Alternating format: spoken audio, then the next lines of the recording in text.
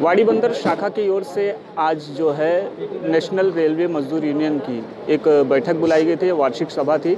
इसी सिलसिले में बातचीत करने के लिए नेशनल रेलवे मजदूर यूनियन के महासचिव वेणु पी नायर जी हमारे साथ मौजूद हैं। सर, डीआरबी न्यूज़ में आपका स्वागत है। सबसे पहले मेरा सवाल यही है, इस बैठक का मुख्य उद्देश्य जो है वो क्या था? सबसे पहले आपने हमें नमस्कार, धन्यवाद।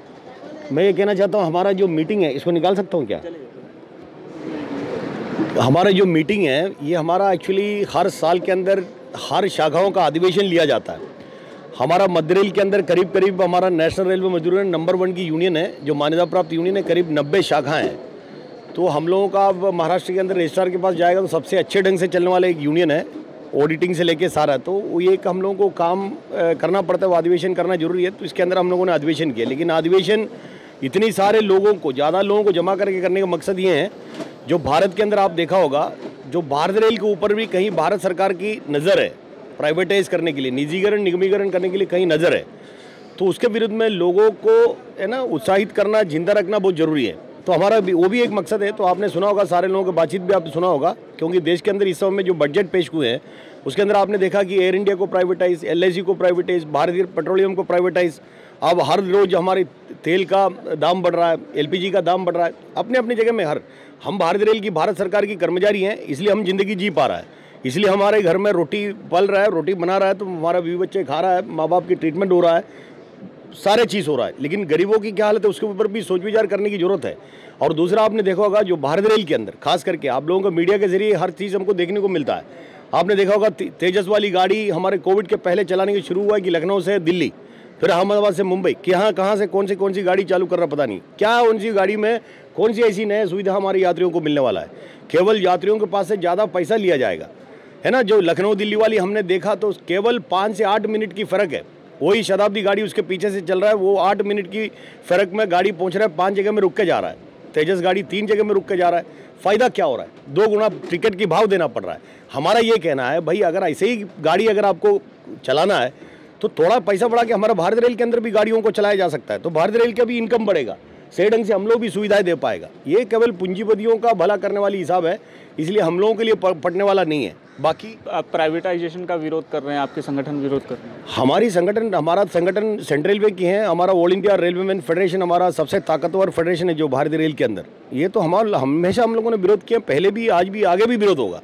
अभी जैसे देखा गया कि चाहे सेल हो या फिर भेल हो, अब रेल की भी बात की जा रही कि प्राइवेट किया जाएगा, तो उसे अगर प्राइवेटाइजेशन से रोकने के लिए संगठन किस तरह से कमर कसे या किस तरह से इसे मतलब रोकने की कोशिश करें? देखो, भारतीय रेल को प्राइवेटाइज करना एक दिन अचानक रात को डिक्लेयर करके जैसा डिमोनेटाइजेशन किया वैसा नहीं हो सकता है। कल रात को बोलेगा कि परसों से प्राइवेटाइज होगा, तो चलाएंगे कौन?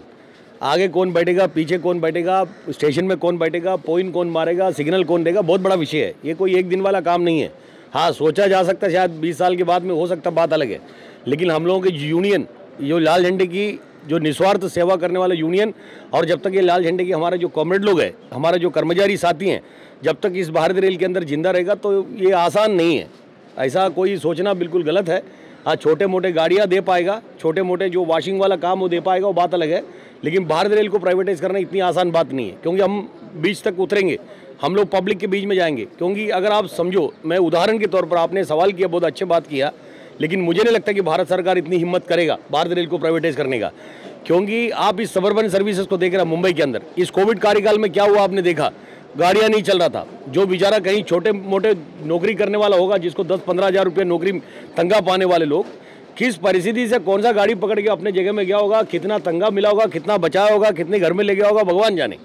तो ये रेल को अगर कभी प्राइवेटाइज कर दिया, अभी हमारा गाड़ियाँ चल रही हैं, हमारा गाड़ियों में 18-19 पैसा प्रति किलोमीटर टिकट मिलता है। मैं आपके माध्यम से लोगों को ये बताना चाहता हूँ, प्रति किलोमीटर 18 पैसे से टिकट मिलता है।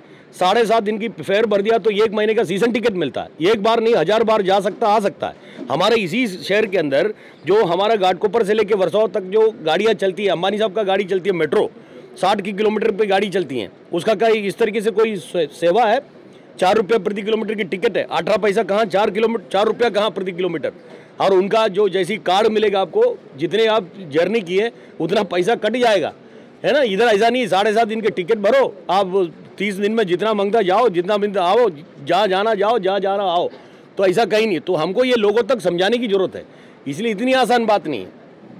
कोरोना के रूप में एक महामारी जो है पूरे न सिर्फ भारत बल्कि विश्व के अलग अलग देशों को भी काफ़ी चोट पहुंचाई है। अगर इस कोरोना की वजह से लगे लॉकडाउन की में हर क्षेत्र के मजदूर कहीं ना कहीं प्रभावित हुए हैं। ऐसे में रेल विभाग में भी काम करने वाले ऐसे कई मजदूर हैं। लॉकडाउन और कोरोना का असर जो है रेल मजदूरों पर किस तरह से पड़ा है?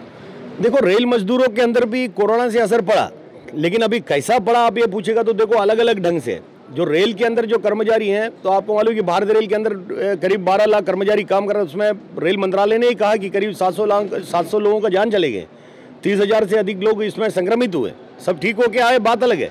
और रेल के कर्मचारी, हम भारत सरकार के तहत काम कर रहा है, तो हम लोगों ने रेल के कर्मचारी खास करके आपको मीडिया के जरिए मैं कहना चाहता हूँ, बाकी सब जगह में भले लोगों ने काम नहीं किया होगा, लेकिन रेल के अंदर ओपन लाइन के अंदर काम करने वाला, जो ओपन विभाग के अंदर काम करने वाला, हमारे इंजीनियरिंग के अंदर काम करने वाला, गाड़ी चलाने वाले लोग, सिग्नल के लोग, है ना, यार्ड के अंदर करने वाला, मैकेनिकल का काम, ये सब काम किए दिन रात। ये अगर काम नहीं करता तो रेल की गाड़ी नहीं चलती, रेल की गाड़ी नहीं, मालगाड़ी नहीं चलता, तो हमारा जो दवा एक जगह से दूसरे जगह नहीं पहुंचता, हमारा अनाज एक जगह से दूसरे जगह नहीं पहुंचता। पूरी हिंदुस्तान को अगर किसी ने सही मायने में जिंदा रखा तो भारतीय रेल के लोगों ने जिंदा रखा है। ये प्रधानमंत्री जी को भी धन्यवाद देना चाहता हूँ, उन्होंने मन की बात में बात कहा। उन्होंने कहा कि भारतीय रेल के हर कर्मचारियों को कोविड वॉरियर मानना चाहिए। प्रधानमंत्री जी ने कहा, वो ऐसा थोड़ी कहा, उनको मालूम है कि भारतीय रेल की कर्मचारी की कीमत क्या है। तो भारतीय रेल की कर्मचारी ने काम किया। दूसरा, आपको फर्क क्या पड़ा? फर्क पड़ा जो हमारा भारतीय रेल के अंदर सालाना जो कमाई होता, वो बिल्कुल भले लॉस हम कहते हैं पैसेंजर की गाड़ी नहीं चला तो इनकम नहीं मिला।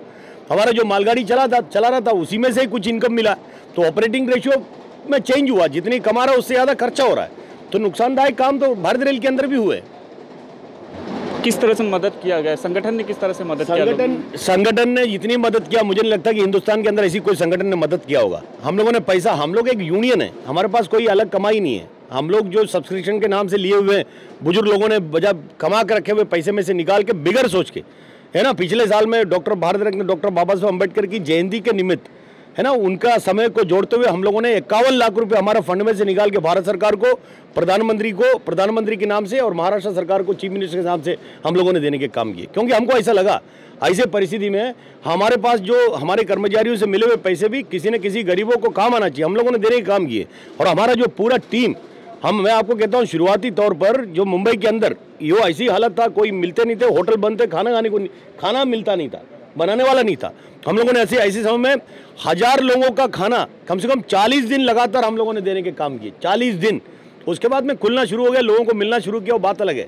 हम लोगों ने पानी, जो लोगों को, पुलिस वालों से लेके, आरपीएफ से लेके, रेल कर्मचारियों से लेके हर लोगों तक पानी पहुंचाने के काम हर रोज हम लोगों ने किए हैं। हम लोगों ने आपने देखा होगा, ये मास्क, ये यूनियन की मास्क है, ये जो मास्क कम से कम आज तक 70,000 हम लोगों ने बांटे। वो तो छोड़िए, कल्याण अस्पताल, रेल की अपने अस्पताल के अंदर कोविड पीड़ित लोगों को ले जाने के लिए अलग से एम्बुलेंस नहीं था। हमको डीआरएम साहब ने बात करते करते कहा, भाई साहब आपके एक विनती, अगर हो सके तो हमको एक एम्बुलेंस दे दो। 1 मिनट न सोचते हुए अपना पैसा डाल के एम्बुलेंस खरीद के किसी सरकार को दिया होगा। एकमात्र यूनियन है जो नेशनल मजदूर, हम लोगों ने एम्बुलेंस खरीद के दिए। क्यों? हमारे रेल के कर्मचारियों को, सस्पेक्टेड लोगों और जो कोविड पॉजिटिव लोगों को एक साथ में बिठा के न ले जाए, हम लोगों ने खरीद के देने के काम किए। हम लोगों ने जगह जगह में सैनिटाइजर मशीन लगाने के काम किए। हॉस्पिटल के अंदर हमारा जहां ऑफिसेस है, वहां जो लिफ्ट के बाजू में, सीढ़ी के बगल में, हमारा CNW के अंदर, हमारे इंजीनियरिंग के अंदर, गैंगमैन के शॉप के अंदर, हर जहां जितनी हो सकता लगाने के काम किए। इतने सारे काम किए, कोई हिसाब नहीं, पूरी समय लगेगा पूरी बताने के लिए।